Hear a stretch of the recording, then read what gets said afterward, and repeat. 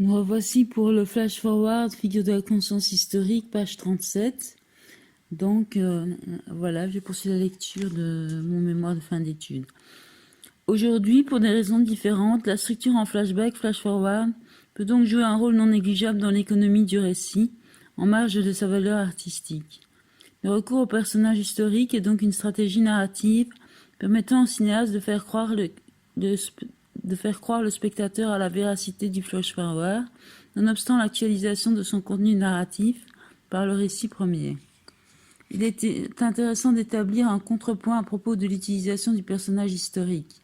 N'oublions pas que la connaissance de l'histoire et le détour par lequel est passé un certain cinéma des premiers temps, 1897-1907, les diverses passions en marge de la poursuite ou du combat de boxe, comme expliqué dans La lucarne de l'infini de Noël Burch, pour faire donner à la succession des tableaux une continuité temporelle. Noël Burch dit « Soulignons ce fait.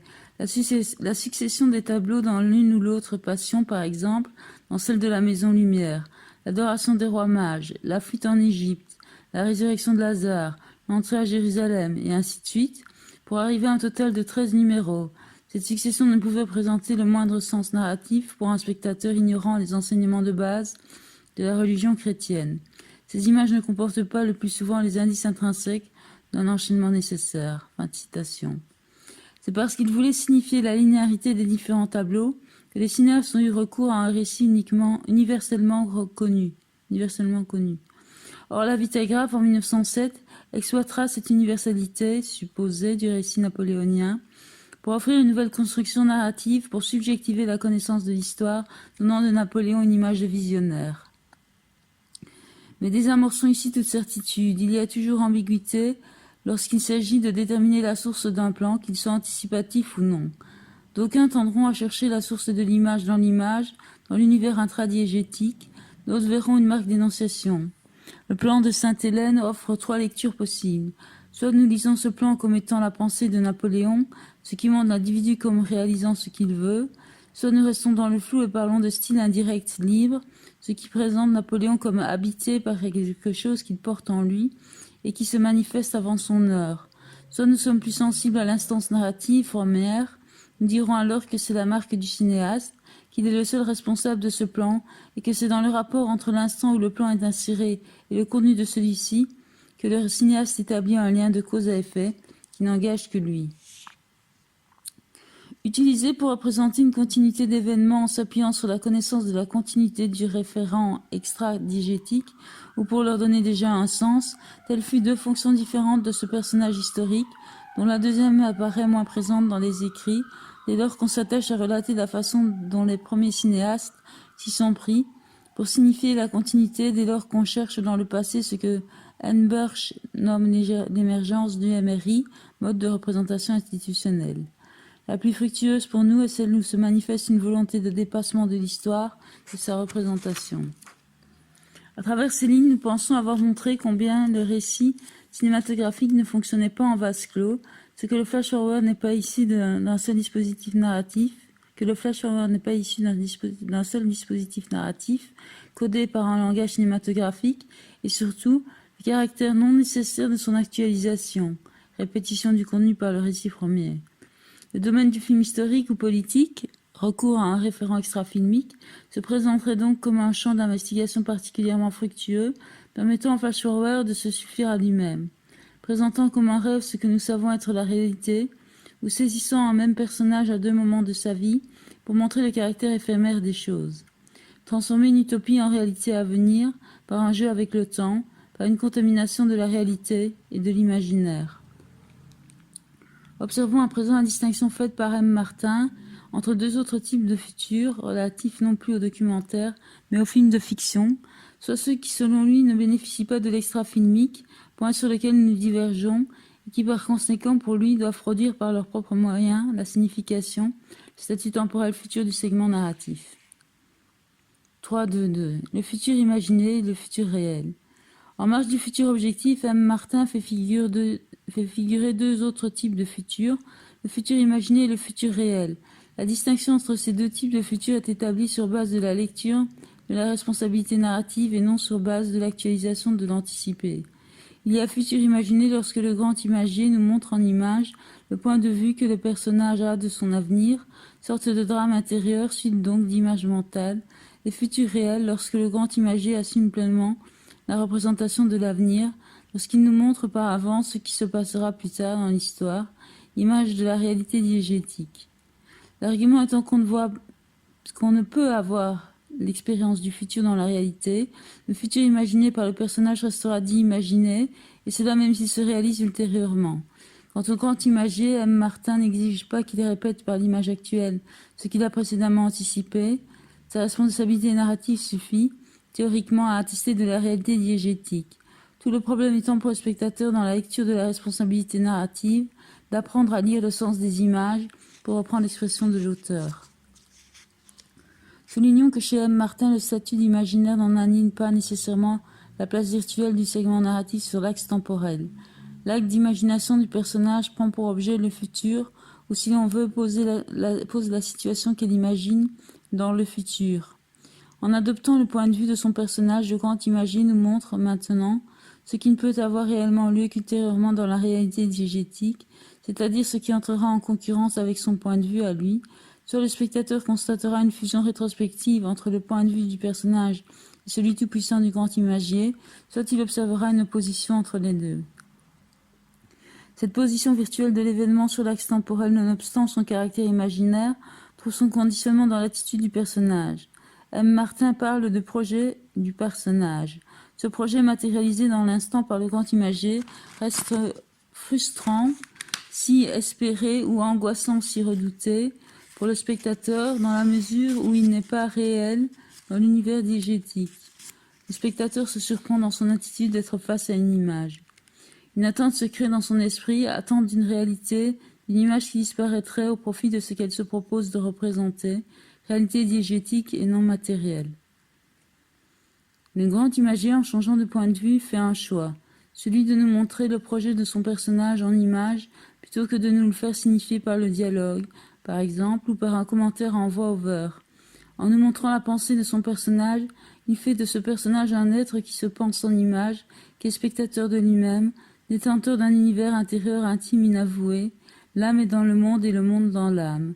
Ce processus implique une forme de réflexivité. Si le personnage nous paraît faire un détour par l'imagination avant d'agir, l'imagination met le personnage dans une attitude de juge face à la représentation qu'il se donne de lui-même. Le grand imagier lui fait un détour par le point de vue de son personnage et représente une issue dramatique possible, suffisamment attirante pour qu'il la matérialise dans son récit, sans toutefois lui donner encore un statut réel au sein de l'univers diégétique, si ce n'est la réalité d'une pensée. Le grand imagier pense ainsi la finalité de l'histoire, le sens du présent, à travers un point de vue particulier qui est celui qui n'assume pas directement, puisqu'il se contente de rapporter en image des pensées et non de dévoiler les siennes, issues dramatiques réelles, mais qui laisse transparaître à l'opposition paradigmatique préexistant à la narration et dont le jeu sur les divers degrés de réalité, réalité physique, réalité mentale, constitue une stratégie narrative permettant d'intégrer dans un même récit différents paradigmes qui, logiquement, auraient dû, dans un récit réaliste, où la réalité semble se dérouler devant les yeux du spectateur, faire l'objet d'un choix, s'exclure l'un l'autre. Dormor à Venise, réalisé en 1971 par Luchino Visconti, lorsque le musicien Von Aschenbach, Dirk Bogarde, apprend que Venise est infectée, typhus, que le décret de quarantaine est imminent, un plan de lui et de son interlocuteur, le maître d'hôtel, est suivi d'une scène où on nous le montre s'adressant à la famille de Tadzio, Björn Andresen, pour les prévenir du danger qui les menace s'ils restent à Venise. Lors de cette scène intercalée entre deux plans rapprochés du visage d'Aschenbach, pensif et souriant, nous voyons le musicien caresser la tête de l'adolescent, appelé par sa mère qui étant polonaise, ne comprend pas les propos que lui tient Aschenbach. Ensuite, nous revenons au présent où Aschenbach clôt les explications du maître d'hôtel par un « Je vous remercie, monsieur, merci ». La raison du visage illuminé du musicien est maintenant manifeste. Ce qu'il voyait dans les paroles porteuses de malheur, l'occasion d'entrer en communication avec Tadzio, en le prévenant du danger qu'il court en restant à Venise. Il ne s'agit pas là d'une imagination tournant à vide, s'enfermant sur elle-même, au contraire, l'imagination d'Aschenbach, souvenir et anticipation, est la voie par laquelle le grand imagier passe par proposer passe pour poser dans le présent des scènes entendues comme des fragments du passé du personnage, scènes qui n'appartenaient jusqu'alors qu'à l'histoire de ce personnage et non à celle du récit. Nous ne les avons jamais vues auparavant. Pensées et non vécues, les scènes de discussion sur la beauté et l'art entre son disciple et lui font dès lors l'objet d'une méditation dans le présent pour sinon l'expliquer, débattre en lui-même de ce trouble que provoque en lui Tadzio et non pour nous livrer une information du type comment est-il arrivé au Lido. Cette imagination du personnage, le poids de son passé, donne au récit une construction reposante sur différents flashbacks ainsi que sur un flash-forward. Le flash-forward prend sa source dans l'imagination du personnage. Lorsqu'il apparaît dans le récit, c'est pour nous signifier un changement d'orientation dans l'univers intérieur du musicien Aschenbach. Son âme n'est plus le théâtre où s'affrontent une nouvelle fois deux conceptions de l'art, pas plus que celui où son passé d'homme marié se redéploie, mais il devient à cet instant un espace de mise en scène, un espace qui est alors créateur car il prend pour objet ce qui n'est pas encore et n'a jamais été. Lorsque la pensée est tournée vers l'avenir, cela manifeste un changement dans son fort intérieur. Il conçoit la rencontre avec Tadzio, il se voit aller vers lui, le grand imagier s'identifie à son personnage pour nous faire partager sa pensée avant de reprendre son point de vue narratorial, histoire des événements et non des pensées, c'est-à-dire ce qui sera si cela ne tenait qu'à lui, Aschenbach. La relation entre l'homme et l'adolescent au-dessus de laquelle plane comme une épée de Damoclès le thème de l'homosexualité voit sa nature circonstancielle rapidement rappelée au spectateur. Un flashback nous montre le musicien avec sa femme, tous deux déchirés par la mort de leur petite fille. Entre l'anticipation du musicien et la scène chez le coiffeur va se glisser la normalité entre guillemets d'Aschenbach. Rappelons que les producteurs avaient voulu remplacer le garçon par une fille pour, en rapprochant le sujet de Lolita Devey et d'Nabokov, éviter un échec commercial. Consécutive à un plan au sol dans le couloir de l'hôtel, il semble s'en vouloir. Aschenbach, quelle route suis-je en train de suivre, se demande-t-il. Il s'affiche déjà sur cette route donnant l'impression qu'elle est irréversible. Il est hors de lui. Il se voit aller vers l'accomplissement de cette rencontre avec Tadzio. Cette anticipation explique le pourquoi des artifices auxquels le musicien a recours chez le coiffeur, qui au fur et à mesure qu'ils s'accumulent font différer de plus en plus l'image d'Aschenbach dans l'anticipation et son image, son apparence physique actuelle.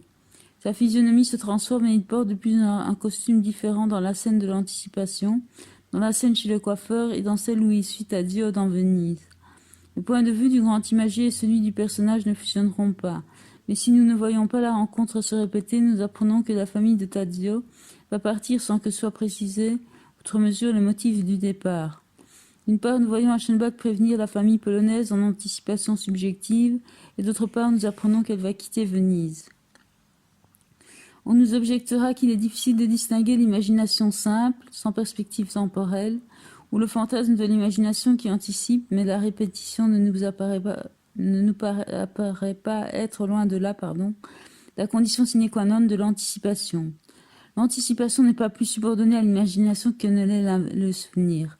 Tous deux passent ici, comme dans la plupart des récits, par une subjectivité pour nous être présentés. Si cette subjectivité rend plus aléatoire la réalisation de l'anticipation, il n'en demeure pas moins que ce qui nous est représenté se situe dans l'avenir pour le personnage. Elle nous montre un projet plus qu'un fantasme. Le changement de point de vue nous fait partager un projet qui n'est pas celui du grand imagier, mais qui nous fait partager. Notre attention est dirigée en l'occurrence par lui vers la mise en présence de deux personnages et non vers la réaction de la famille polonaise par rapport à l'information. Lorsque l'anticipation n'est pas vérifiée, son contenu tendant même à être démenti comme c'est le cas dans Mort à Venise, on y voit une façon de mettre en scène diverses issues pour le cinéaste d'exploiter tous les paradigmes en jouant sur leurs différences de degré, de réalité, de nature, en changeant de point de vue. Montrer l'avenir d'un point de vue subjectif, c'est déjà le faire exister, plus que subjectivement. En raison du réalisme de l'image, l'avenir subjectif devient un avenir objectif possible. La rencontre est présentée comme n'importe quelle autre scène présente. Le raccord cut, le dialogue de la scène, la durée du plan, renforcent ce sentiment. Nous abordons ici un concept important et auquel la question du flash-forward se trouve liée, le concept d'intentionnalité. L'intentionnalité est un paramètre permettant au spectateur de doter le segment narratif d'une visée temporelle. Elle est permise par le rapport entre le contenu narratif et le regard que porte le personnage impliqué par rapport à elle, d'une part, et d'autre part, elle subit une évaluation par le spectateur du point de vue de sa consistance narrative. L'axe pourrait se constituer de deux pôles, motivation, ancrage dans la réalité effective, substitution à côté de la réalité. La position sur cet axe déterminera si l'irréel participe de l'annonce ou non. L'anticipation subjective de mort à venir rationalise la connaissance que peut avoir le personnage de son avenir. Il ne s'agit pas d'évoluer dans un système caractériel, l'opposition radicale entre réalité et imaginaire. L'acte d'imagination n'est pas coupé de la réalité comme cela peut être lors des visions schizophréniques ou d'hallucinations, voire plus loin sur la question de l'hallucination qui est à nuancer. Ou lorsqu'un personnage imagine qu'il est un héros, procédé utile pour signifier souvent son sens d'humour, sa psychologie, procédé permettant au narrateur de se livrer à n'importe quelle situation, s'émancipant de la logique de la vraisemblance par la représentation de l'invraisemblable. L'anticipation n'est pas non plus un fantasme, elle s'ancre dans la réalité, elle a une perspective temporelle. Ainsi, le grief communément émis à l'encontre du flash-forward n'a pas d'assise réelle. La question n'est pas tant de savoir comment distinguer le flash-forward de la pure imagination. Se poser la question témoigne selon nous d'une difficulté à concéder que l'anticipation, si elle annonce toujours quelque chose de redouté ou d'espéré, n'a pas nécessairement le devoir de se répéter, mais de savoir si ce qui est imaginé a une visée temporelle future, car répétons-le, le flash-forward est une anticipation, et l'anticipation est nécessairement au même titre que le souvenir, le fruit de l'imagination. Le débat s'ouvre sur la temporalité de l'imagination et pose par là la question de la métaphysique de l'imagination. Faut-il parler, comme M. Martin, en termes de passage d'un imaginaire projectif à la réalité ou en termes de vision de l'avenir? L'anticipation subjective ne véhicule-t-elle pas non plus par le truchement d'un point de vue particulier ce que le grand imagine de l'avenir du personnage à un moment précis? Faut-il abandonner le définitif par réel, une fois le récit clos, ou au contraire concéder que cet avenir fut un détour nécessaire, permettant à la narration de progresser, qu'il était à venir au moment où il est apparu? Même si le flash-forward est objectif, il résulte de l'imaginaire étant donné que le grand imagier ne peut montrer que ce qui est maintenant présent. Notre réflexion va s'articuler autour des deux points que sont la responsabilité narrative et l'actualisation de l'avenir précédemment anticipé. Ce qui ressort de la réflexion de Marcel Martin, c'est une prédominance accordée à la vraisemblance, du point de vue lors de la lecture d'un statut temporel, et cela au détriment de l'actualisation de l'avenir anticipé. La lecture ne se fonde pas sur la preuve par l'image actuelle, elle n'exige pas de vérification. Dans l'optique de M. Martin, le flash-forward est l'attribut de la seule instance narrative. Toute subjectivité est considérée. Cette nécessité de la vraisemblance du point de vue axé sur un parti pris réaliste, empiriste, amène M. Martin à établir une relation de déductibilité entre ce qu'il nomme futur réel et la non-connaissance du personnage. Ainsi, il nous définit le flash-forward comme étant la projection dans une séquence au présent d'un futur réel, dramatiquement parlant, et donc inconnu des personnages. Cette incompatibilité entre le point de vue du personnage et le futur réel, dégagé par Martin, s'accommode mal de la diversité des genres cinématographiques. Il nous porte naturellement à nous interroger sur ce qu'il en est dans les récits qui, moyennant leur inscription dans un genre particulier, en sont l'affirmation. 3.3. Le personnage prophétique, un voyant délégué. Ces récits, nous les appellerons par commodité récits fantastiques, même si la notion de fantastique peut aussi bien être d'un regard ou d'un éclairage que de la thématique abordée. L'étiquette fantastique sera ici comprise comme la marque de l'adhésion du spectateur, sa prédisposition à accepter notamment l'éventuelle faculté du personnage à voir et donc à concéder telle ou telle inscription de l'avenir dans le présent sans manifester un doute ontologique. L'importance que nous accordons à la notion de genre ressort logiquement de notre affinité avec l'approche sémio-pragmatique du récit filmique. Quelle gestion ces récits ont-ils de la combinaison point de vue du personnage futur réel? Quelles sont les conséquences de la résolution a priori de la dite incompatibilité, les conséquences du don pour la dramaturgie? Dans la mesure où l'avenir dans les récits fantastiques trouve sa responsabilité narrative dans un personnage voyant, le plan devient subjectif. Mais cette subjectivité est à tempérer car la vision n'est pas un acte d'imagination, mais un don de voyance et en tant que tel, elle est objective. L'avenir n'est pas imaginé mais vu. La réalité de l'avenir découlant en droite ligne de la passivité du voyant quant à la production de la vision. Il est un réceptacle. Son psychisme est soudain possédé par une force supérieure, un personnage comme habité par un dieu qui n'est autre que le cinéaste. La possession psychique du sujet par un autre n'est pas sans rappeler la relation entre le romancier de Providence et ses personnages. Nous dirons par analogie avec le concept de narrateur délégué, issu des études sur flashback, que le personnage est un voyant délégué. Il hérite pour ainsi dire du don de voyance du cinéaste. C'est donc dans cette capacité à voir l'avenir qu'a de par sa nature, une nature parfois circonstancielle, le personnage voyant que le théoricien néoformaliste américain David Bordwell voit un moyen pour le scénariste d'insérer un flash-forward dans sa construction narrative. Bordwell make the character prophetics. Nous serons amenés à utiliser l'expression futur avorté en marge du futur réel, car tout en permettant de montrer l'avenir sans se heurter à l'incroyance des spectateurs, lecture du plan comme imagination, les récits fantastiques n'imposent toutefois pas à ce futur de se réaliser. Ils proposent d'autres conceptions de la réalité. Le futur anticipé reste distinct de l'imagination, et cela même s'il ne se réalise pas. La vision n'est pas destinée à développer une psychologie, mais à confronter un personnage face à l'avenir, un avenir dont l'image lui est extérieure et qu'il subit. Si la vision de l'avenir ne se réalise pas, c'est parce que le personnage, en prenant connaissance, l'aura changé et non parce qu'elle n'était imagination. On dit alors qu'il a infléchi le cours de ses prémonitions. Le rapprochement entre le personnage prophétique et le flash-forward est abordé également par Jost dans le récit cinématographique. Les prolepses, flash-forward, prolepses visuels, ont d'habitude pour fonction d'annoncer un événement de façon plus ou moins explicite, mais la nature de cette annonce peut varier. Très souvent, elle garde cette dimension médiumnique qu'elles avaient dans les débuts du cinéma. Dans un film fantastique, par exemple, Carrie au bal du diable, Carrie Brian de Palma, 1976, ou L'Exorciste 1, William Friedkin, un personnage doté d'un sixième sens, verra certains événements avant qu'ils n'arrivent, dit Jost. Dans les récits fantastiques, le don de voyance répond à une attente spectatorielle. Les postulats narratifs de départ donnent aux scénaristes la possibilité de montrer l'avenir, d'y confronter le personnage sans provoquer d'effet de distanciation.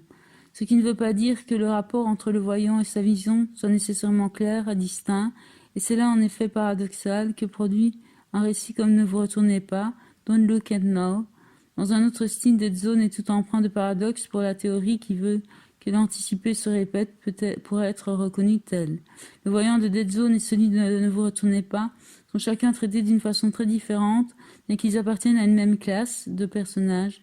Ils sont tous les deux sujets à vision. Selon Jost et David Bordwell, l'intervention de l'avenir dans le présent n'exclut donc nullement la connaissance de cet avenir par le personnage, sa responsabilité narrative.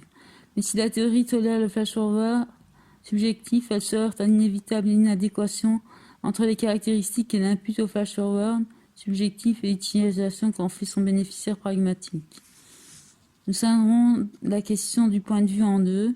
Connaître et voir sont deux choses différentes au cinéma, et le voyant n'échappe pas à cette distinction fondamentale. D'une part, le voyant peut voir l'avenir sans le savoir. C'est le cas de John Baxter, l'architecte voyant de Nicolas Roeg. D'autre part, il peut voir l'avenir tout en ayant le pouvoir de le changer. C'est le cas de John Smith, l'instituteur voyant de David Cronenberg. Ainsi, il ressort de ces deux films que lorsque le flash-forward est vécu comme un avenir par le spectateur, il ne se répète pas, alors que lorsqu'il est vécu comme un présent, il se répète. La lecture de la temporalité de l'image est immédiatisée par le personnage. La situation a beau être anticipée, notre croyance s'aligne sur celle du personnage. La caractéristique commune de ces deux flash-forwards subjectifs est que quoi qu'il en soit de la connaissance du personnage par rapport à ce qu'il voit, le fait est qu'il le voit, et donc la linéarité du récit n'est pas brisée. Que la vision soit présente telle l'image mentale ou que le personnage prenne l'avenir pour le présent, cela ne change rien dans l'instant pour l'évolution dramatique du film. Aucune marque d'énonciation ne vient mettre en holà au suspense. Même si le flash-forward subjectif relève encore d'un type particulier de récit fantastique, il peut être endossé par un personnage. Par conséquent, on ne peut plus définir avec M. Martin le flash-forward comme étant la projection dans une séquence au présent d'un futur réel, dramatiquement parlant, et donc inconnu des personnages, le futur pouvant être réel et connu des personnages. Là où Martin déduit qu'il y a non-connaissance du personnage sur son futur, lorsqu'il y a flash-forward, Jost ainsi que Bordwell clament le contraire. Passer par le personnage, le rendre prophétique est précisément un moyen pour le scénariste d'insérer le flash-forward dans sa construction narrative. La présence du flash-forward est motivée de l'intérieur. La vision de l'avenir fonctionne comme un champ contre champ. C'est cette attribution de la vision de l'avenir à un personnage, en l'occurrence le personnage du voyant, qui lie par dérivation le flash-forward au genre fantastique. Le don de voyance de l'artiste est délégué à sa création. Le personnage sorte de voyant délégué par analogie au narrateur délégué. Nous verrons par ailleurs qu'un personnage peut prendre le statut du narrateur délégué et se mettre à raconter l'avenir, comme c'est le cas de Méphistophélès, Faust, lorsqu'il raconte bientôt en alternance avec Henri, l'avenir de ce dernier en voix-over, avenir qui, d'abord présent dans le même plan, inscription dans le miroir, se substituera ensuite à l'image du présent dans le même plan, du présent par un travelling glissé de la caméra venant épouser les bords du cadre du miroir. Donc ce type de représentation de l'avenir diffère en cela de la vision qu'il peut être vu a priori par tout personnage regardant dans le miroir. Il est un spectacle public contrairement à la vision, image mentale et en cours dans l'intimité de l'être voyant. Si Brainstorm permet de rendre publique l'image mentale des personnages, c'est moyennant un appareillage technique permettant, via des casques, de véhiculer l'information visuelle d'un cerveau à l'autre. L'avenir raconté par le personnage de la beauté du diable est une version fantastique de l'avenir puisqu'il n'est pas encore passé au moment où on nous le raconte, à la différence de l'avenir anticipé par le narrateur de Sacha Guitry lui-même,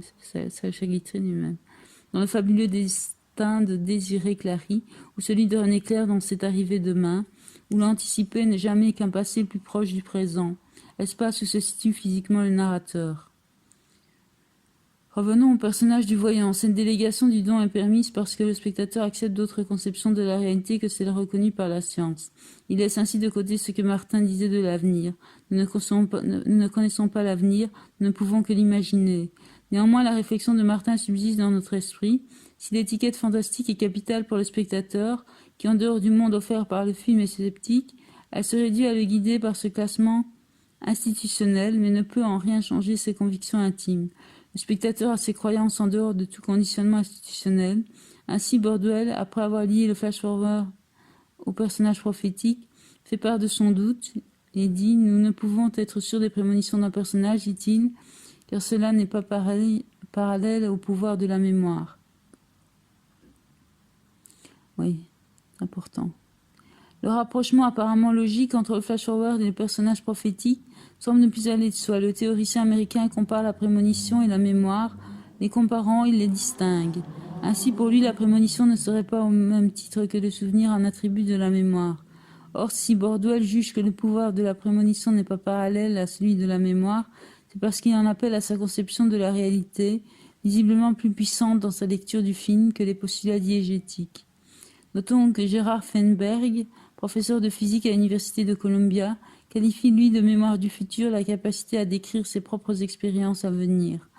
Nous assistons actuellement à une tentative de rationalisation de ce qui résulte encore aujourd'hui et de façon mineure d'un phénomène de croyance ou de foi. Face aux exigences de la science, la parapsychologie s'efforce de répondre aux critères de reproductibilité exigés par toute démarche scientifique, alors que la métapsychique, elle s'intéresse aux couches non utilisées de notre cerveau, un préconscient qui contiendrait, si l'on peut dire, notre futur. S'il subsiste un problème de croyance au niveau de la prémonition selon Borduel, il est manifeste qu'outre le fait qu'il implique sa conception de la réalité, il est aussi lié à lui en tant qu'il est spectateur d'un film particulier, sujet donc une identification tendancieuse. Son doute semble, en l'occurrence, conditionné par la stratégie narrative adoptée par le film Ne vous retournez pas, 1973 de Nicolas Roeg, et sur base duquel Borduel fait son commentaire. La narration de Roeg se focalise sur le personnage qui a le don de voyance, certes, mais qui n'y croit pas. La croyance dans le pouvoir de voir l'avenir n'étant pas partagée par le personnage auquel nous sommes invités à nous identifier, la saisie du statut temporel de l'image n'a lieu que rétrospectivement. Elle se répète une première fois sous la forme du souvenir du personnage. Il se souvient d'une image de l'avenir et ce souvenir est aussi une seconde anticipation agonisant. Il voit de nouveau sa femme sur le vaporetto transportant son cercueil. Et une seconde fois, lorsqu'elle est répétée au présent, le présent actualise l'anticipation et le souvenir, seconde anticipation. l'image a fonctionné pour nous comme un présent, perception physique, et non comme un phénomène de voyance, image mentale. Si bien qu'au-delà de la mise en scène d'un monde où la voyance est présente, elle reste inséparable de la notion de croyance, croyance que portera ou non le personnage identificateur. Il est impossible de reconnaître l'anticipation dans la mesure où elle s'insère en cut, qu'il s'agit de plans brefs et non d'une scène dialoguée, et que l'espace qu'elle donne à voir est le même que celui du présent. Si nous parlons de vision et non d'hallucination, c'est dans la mesure où la répétition du plan nous a permis de déterminer la position de ce plan sur l'axe temporel, d'une part, et d'autre part, parce que le personnage est dit avoir un don. Mais la distinction entre vision et hallucination ne va pas de soi. Nous allons voir comment certains types d'hallucinations amènent Liu Shengui, dans Transformation et réception du texte par le film, à reconsidérer leur statut temporel, et poursuivre avec la vision chez François Jost dans Le temps d'un regard. Si elle, Shengui, pose des conditions pour reconnaître un statut temporel, à l'hallucination, Jost parle lui en termes de vision, éludant de par le vocabulaire le problème de la vérification souvent demandée. 3.4 Du statut temporel de l'hallucination, du rêve et de la vision. Jost traitant dans Le temps d'un regard de l'image et de la croyance souligne l'importance du contexte dans lequel s'inscrivent les films des premiers temps. Jost nous dit « Dans le cinéma des premiers temps, les rêves sont donc des visions proches, des apparitions surnaturelles. Ils gardent un pouvoir magique, voisin de la voyance. De la sorte, la connivence de la mémoire avec le rêve teinte toute projection dans le temps d'une dimension médiumnique. Conçus comme étant extérieurs au sujet, les rêves sont dits prémonitoires. » Comme nous l'avons dit, François Jost nous invite à reconsidérer la façon dont nous concevons l'avenir à travers une mise en lumière des conceptions populaires sur le rêve et l'image mentale qui prévalaient à cette époque. Succès considérable de la clé des anges. Numéro de voyance intercalé entre deux projections, etc. La prise en considération de ces conceptions populaires tend à faire disparaître tout problème de lecture. En effet, dès lors que le caractère anticipatif fait partie de la nature même du représenté, quelle est la qualité intrinsèque? Le contenu narratif n'a pas besoin d'être répété. Liu Shengui, s'il concède à certaines hallucinations le statut temporel futur, manifeste quelques exigences. Zheng Shui dit « Les plans en hallucination temporelle deviennent des catégories temporelles d'anticipation, à condition que le spectateur retrouve ultérieurement de telles images ou leur équivalence. Autrement dit, le flash-forward n'est perçu comme tel que lorsqu'il se réactualise en devenant le passé de l'image actuelle. » On peut faire ici deux remarques. Premièrement, Shengui part de l'idée que ce qu'il voit est une hallucination et non une vision, d'où la nécessité pour lui d'avoir une vérification puisque l'hallucination ne contient pas en elle-même un caractère médiumnique, à l'inverse du terme vision qui, ipso facto, est entendu comme ayant une dimension magique surnaturelle. Deuxièmement, on peut se demander ce qu'il entend exactement par le terme équivalence. Tolère-t-il des variations situationnelles à l'instar de Maureen Turim pour les différentes versions du meurtre d'un homme dans Rashomon, qui, rappelons-le, ne réduisent pas leurs différences à la seule composition plastique, mais les portent au contenu narratif? Ou Shengui réfère-t-il uniquement au cadrage, échelle des plans, angle de prise de vue, nombre de plans, etc. Si le film répète le segment, la reconnaissance se fait au niveau syntaxique. S'il ne le répète pas, elle se fait au niveau de la pragmatique du film et de la cognition du spectateur. Le flash-forward du Mépris de Godard en 1963 dure 3 secondes, apparaissant lors de la synthèse de l'évolution de la relation de Paul et Camille. Il est difficilement repérable. Il s'agit de lire un plan court alors que la musique de Fosse et l'alternance de la voix-over des deux personnages détournent notre attention de l'image proprement dite. La durée en elle-même est suffisante. Le flash-forward de Shining, inscription Murder sur la porte, est lisible mais l'image est dépouillée et c'est ce dépouillement dans la composition plastique qui allonge la durée alors que le flot de paroles du mépris raccourcit notre temps de vision de l'image. Si elle trouve certes écho dans les problèmes qu'a connus le film de René Clément, Le Château de Verre, les producteurs ont demandé au réalisateur de répéter le contenu narratif du flash-forward à la fin du film parce que les spectateurs ne l'avaient pas compris. Elle n'en reste pas pour autant tributaire de sa propre conception de l'avenir, conception voulue d'une certaine façon rationnelle, puisqu'il manifeste l'exigence de la répétition. Mais la question n'est pas toujours de savoir comment le cinéaste parvient à exprimer l'avenir au spectateur, car l'avenir peut être inhérent ou représenté. En d'autres termes, il n'y a pas toujours lutte pour convaincre, mais monstration pour dynamiser le récit. Les hallucinations ont besoin d'être répétées ou de trouver d'une façon ou d'une autre une équivalence dans le présent qui permettrait de les relier rétrospectivement à ce présent dans la mesure où on ne pose pas comme étant magique l'hallucination. El Shengui ne développe pas davantage son propos, mais il revient avec insistance dans son texte sur le besoin de vérification, ainsi que sur l'emploi moins fréquent du flash-forward par rapport au flashback. Le terme d'hallucination est selon nous ce qui motive le raisonnement de Shengui, en ce sens où l'hallucination est davantage reliée par le sens commun, à la fois que comprise comme un phénomène de voyance. 4. Flash-forward et art cinéma. Nous avons dégagé de la définition de Épinel l'idée selon laquelle le flash-forward va à contre-courant de la convention réaliste sur laquelle se fonde la majorité des récits. Ce quatrième aspect du flash-forward pose le problème de la figure dans son rapport avec le langage cinématographique. La rareté de la figure narrative n'est plus ici la résultante d'un discrédit qui serait inhérent à sa nature, à ce qu'elle prétend exprimer, mais plus pragmatiquement la conséquence d'un conformisme abouti. Le pan anticonformisme du cinéma cadre pour un théoricien américain comme Bordwell est cinéaste de l'art cinéma. L'art cinéma est une expression qu'employaient les Américains pour définir le cinéma européen qui dans les années 60 s'écartait de la tradition hollywoodienne, c'est-à-dire la nouvelle vague des films de cinéastes du nouveau roman. Bordwell, classical narrative cinema has made no use of it, flash forward, and why the art cinema with its emphasis on authorial intrusion in price it so often. À ce stade-ci de notre travail, nous avons suffisamment d'informations pour dire que le flash-forward n'est pas spécifique à un courant d'expression cinématographique particulier. Bordwell est par ailleurs actuellement en train de repenser le cinéma que la théorie a dénommé le cinéma classique. Si montrer l'avenir réel révèle la présence d'un manipulateur du temps, d'un constructeur qui détourne le regard du spectateur sur l'acte, le processus narratif en fragmentant son récit, en se mettant lui-même en scène. Cette révélation reste toujours dépendante d'un phénomène d'acculturation, spectateur au langage cinématographique. L'accoutumance à un type particulier d'expression cinématographique tend à faire disparaître sa spécificité au regard de l'observateur. La narration, aussi déconstruite soit-elle, devient une histoire susceptible d'être diégétisée. Dans un des entretiens entre Alain Robbe-Grillet et François Jost, enregistré en 1982, le cinéaste du nouveau roman déclare à propos de son film « L'homme qui ment ». Alors le passage est assez intéressant, il est assez réussi du point de vue liaison de scène, comme on dit en critique. La liaison de scène n'est pas du tout faite par un trajet.